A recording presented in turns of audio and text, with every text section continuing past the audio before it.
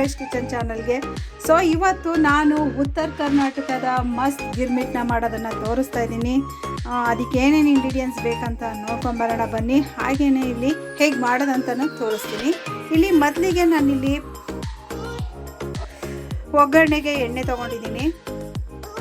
ಹಾಗೆಯೇ ಇಲ್ಲಿ ಸಾಸಿವೆ ಜೀರಿಗೆನ ತೊಗೊಂಡಿದ್ದೀನಿ. ಸ್ವಲ್ಪ ಅರಿಶಿನ, ಸ್ವಲ್ಪ ಇಂಗು ಬೇಕಿದ್ರೆ ಹಾಕ್ಕೊಳ್ಳಿ, ಇಲ್ಲಾಂದರೆ ಸ್ಕಿಪ್ ಮಾಡ್ಕೊಳ್ಳಿ. ಹಾಗೆಯೇ ಇಲ್ಲಿ ಕಡಲೆಕಾಯಿ ಬೀಜ ತೊಗೊಂಡಿದ್ದೀನಿ. ಎರಡು ಈರುಳ್ಳಿನ ಕಟ್ ಮಾಡಿ ಇಟ್ಕೊಂಡಿದ್ದೀನಿ, ಸಣ್ಣದಾಗಿ ಚಾಪ್ ಮಾಡಿ ಇಟ್ಕೊಂಡಿದ್ದೀನಿ. ಹಾಗೆ ಕರಿಬೇವು, ಹಸಿಮೆಣ್ಸಿಕಾಯಿ 1 ರಿಂದ 5 ಹಸಿಮೆಣ್ಸಿಕಾಯಿ ತೊಗೊಂಡಿದ್ದೀನಿ. ಖಾರ ನಿಮ್ಗೆ ಎಷ್ಟು ಬೇಕೋ ಅಷ್ಟು ನೋಡ್ಕೊಂಡು ಕಟ್ ಮಾಡಿ ಇಟ್ಕೊಳ್ಳಿ. ಹಾಗೆಯೇ ಇಲ್ಲಿ ರುಚಿಗೆ ತಕ್ಕಷ್ಟು ಉಪ್ಪು ಮತ್ತು ಕಡಲೆಪುರಿ ತೊಗೊಂಡಿದ್ದೀನಿ. ಹಾಗೆಯೇ ಇಲ್ಲಿ ಕಡಲೆನ ಪೌಡ್ರ್ ಮಾಡಿ ಇಟ್ಕೊಂಡಿದ್ದೀನಿ. ಹುಣಸೆಹಣ್ಣಿನ ರಸ ತೊಗೊಂಡಿದ್ದೀನಿ. ಇಲ್ಲಿ ಇದಿಷ್ಟೂ ತೊಗೊಂಡಿದ್ದೀನಿ. ಇಲ್ಲಿ ಲಾಸ್ಟಲ್ಲಿ ಕೊನೆಯಲ್ಲಿ ಗಿರ್ಮಿಟ್ ಹಾಕೋದಕ್ಕೆ ಸಣ್ಣದಾಗಿ ಈರುಳ್ಳಿನ ಕಟ್ ಮಾಡಿ ಇಟ್ಕೊಂಡಿದ್ದೀನಿ. 1-2 ಕಟ್ ಮಾಡಿ ಇಟ್ಕೊಂಡಿದ್ದೀನಿ. ಕೊತ್ತಂಬರಿ ಸೊಪ್ಪು ಕಟ್ ಮಾಡಿ ಇಟ್ಕೊಂಡಿದ್ದೀನಿ. ಟೊಮೊಟೊನೂ ಅಷ್ಟೇ ಒಂದು ಟೊಮೊಟೊ ಸಣ್ಣದಾಗಿ ಕಟ್ ಮಾಡಿ ಇಟ್ಕೊಂಡಿದ್ದೀನಿ.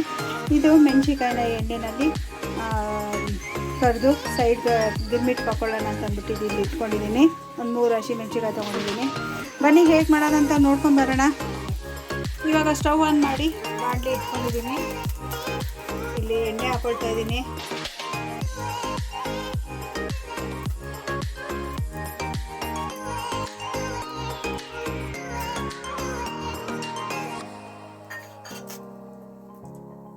ಎಣ್ಣೆ ಸ್ವಲ್ಪ ಬಿಸಿ ಆಗಲಿ. ಇವಾಗ ಸಾಸಿವೆ ಜೀರಿಗೆನ ಹಾಕೊಳ್ತಾ ಇದ್ದೀನಿ.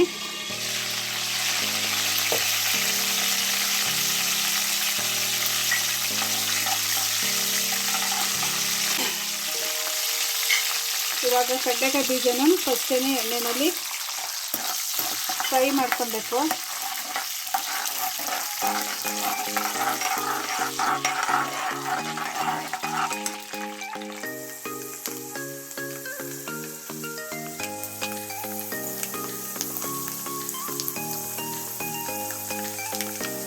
ಇವಾಗ ಹಸಿಮೆಣಸಿಕಾಯಿ ಕಡ್ಬೇವು ಹಾಕ್ತಾ ಇದ್ದೀನಿ.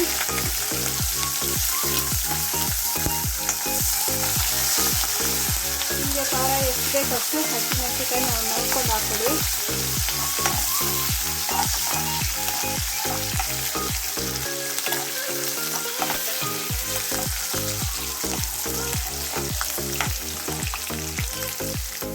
ಇವಾಗ ಈರುಳ್ಳಿ ಹಾಕ್ಕೊಳ್ತಾ ಇದ್ದೀನಿ.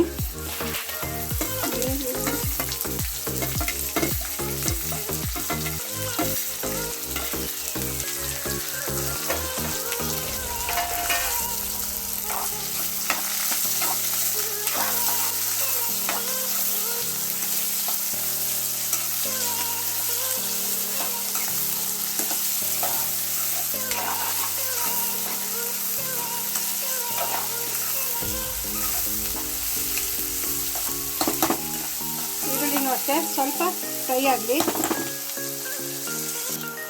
ಇವಾಗ ಅರಿಶಿನ ಮತ್ತು ಇಂಗು ಹಾಕ್ಕೊಳ್ತಾ ಇದ್ದೀನಿ.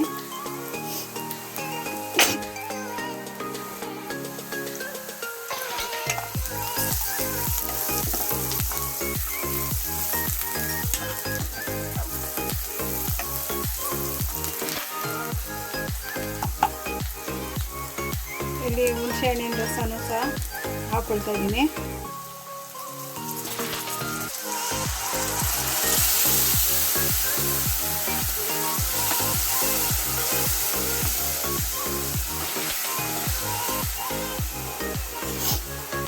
ಇವಾಗ ಉಪ್ಪು ಹಾಕ್ಕೊಳ್ತಾ ಇದ್ದೀನಿ.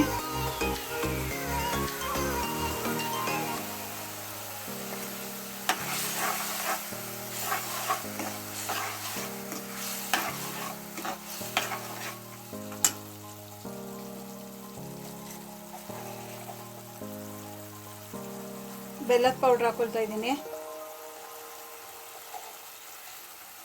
1-2 ಸ್ಪೂನ್ ಅಷ್ಟು ಹಾಕ್ಕೊಳ್ಳಿ.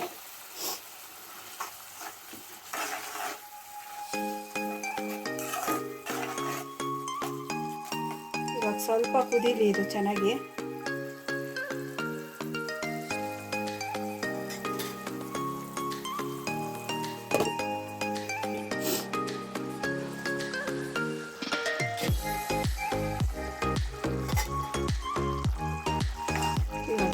ಆಗಿದೆ.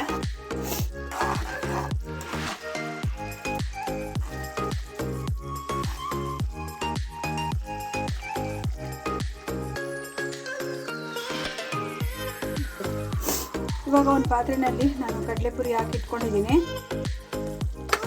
ಈ ಮಸಾಲೆನ ಇಲ್ಲಿಗೆ ಹಾಕೊಳ್ಳೋಣ. ಮೊದಲಿಗೆ ಇವಾಗ ಇದು ಮಸಾಲೆ ಚೆನ್ನಾಗಿ ಕುದ್ದಿ ಮೇಲೆ ಎಣ್ಣೆ ಎಲ್ಲ ಬಿಟ್ಕೊಂಡಿದೆ, ನೋಡ್ತಾ ಇರ್ಬೋದು.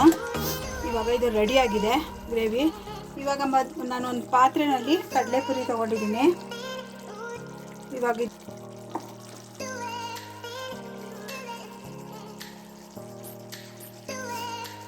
ಮೊದಲಿಗೆ ಟೊಮೊಟೊ ಹಾಕೊಳ್ತಾ ಇದ್ದೀನಿ,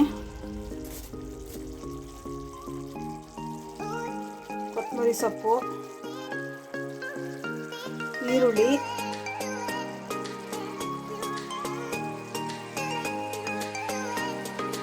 ಇಷ್ಟನ್ನು ಹಾಕೊಂಡಿದ್ದೀನಿ. ಇವಾಗ ಇದ್ರ ಮೇಲೆ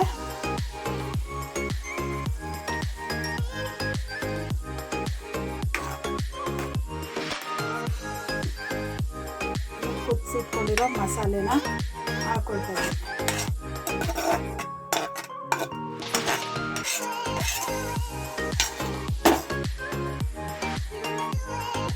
ಇವಾಗ ಚೆನ್ನಾಗಿ ಮಿಕ್ಸ್ ಮಾಡ್ಕೊಬೇಕು. ಇವಾಗ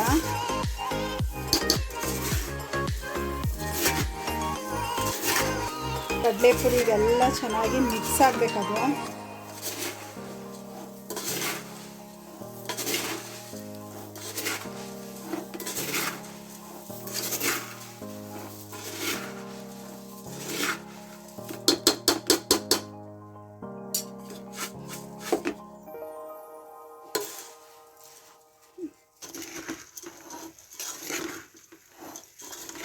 ನೀವು ಎಷ್ಟು ಚೆನ್ನಾಗಿ ಮಿಕ್ಸ್ ಮಾಡ್ತೀರಾ ಕಡಲೆಪುರಿಗೆ ಅಷ್ಟು ಚೆನ್ನಾಗಿ ಹಿಡಿಬೇಕು. ಇದೆಲ್ಲ ಉಪ್ಪು ಖಾರ ಎಲ್ಲ ಚೆನ್ನಾಗಿ ಇದಾಗಬೇಕದು.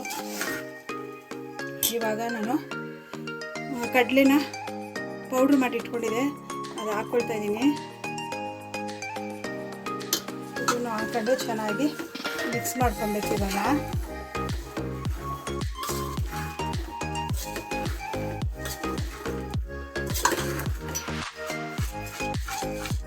ನಾನಿಲ್ಲಿ ಇದ್ರ ಜೊತೆ ಮಿಕ್ಸರ್ ಹಾಕೋತಾ ಇದ್ದೀನಿ.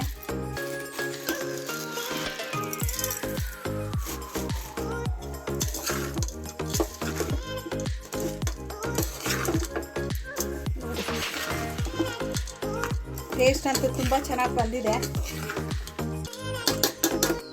ನೋಡ್ತಾ ಇರ್ಬೋದು. ಇವಾಗ ಉತ್ತರ ಕರ್ನಾಟಕದ ಗಿರ್ಮಿಟ್ ರೆಡಿಯಾಗಿದೆ. ಬನ್ನಿ ತಟ್ಟೆಗೆ ಹಾಕೊಂಡು ತಿನ್ನೋಣ ಇವಾಗ.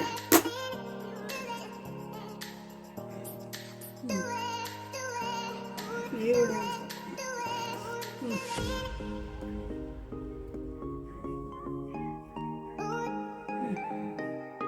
ನೋಡಿ ಫ್ರೆಂಡ್ಸ್, ಗಿರ್ಮಿಟ್ ರೆಡಿಯಾಗಿದೆ. ಉತ್ತರ ಕರ್ನಾಟಕ ಶೈಲಿಯಲ್ಲಿ ನಾನು ಮಾಡಿದ್ದೀನಿ. ಈ ರೆಸಿಪಿ ನಿಮ್ಗೆ ಇಷ್ಟ ಆದರೆ ಸಬ್ಸ್ಕ್ರೈಬ್ ಮಾಡ್ಕೊಳ್ಳಿ, ಲೈಕ್ ಮಾಡಿ, ಶೇರ್ ಮಾಡಿ, ಕಮೆಂಟ್ ಮಾಡಿ. ಮರಿದೇನೆ ಸಬ್ಸ್ಕ್ರೈಬ್ ಮಾಡ್ಕೊಳ್ಳಿ. ಪ್ಲೀಸ್ ಸಪೋರ್ಟ್ ಮಾಡಿ ಅಂತ ಕೇಳ್ಕೊಳ್ತೀನಿ ಫ್ರೆಂಡ್ಸ್. ಪ್ಲೀಸ್ ಸಪೋರ್ಟ್ ಮಾಡಿ. Thank you so much.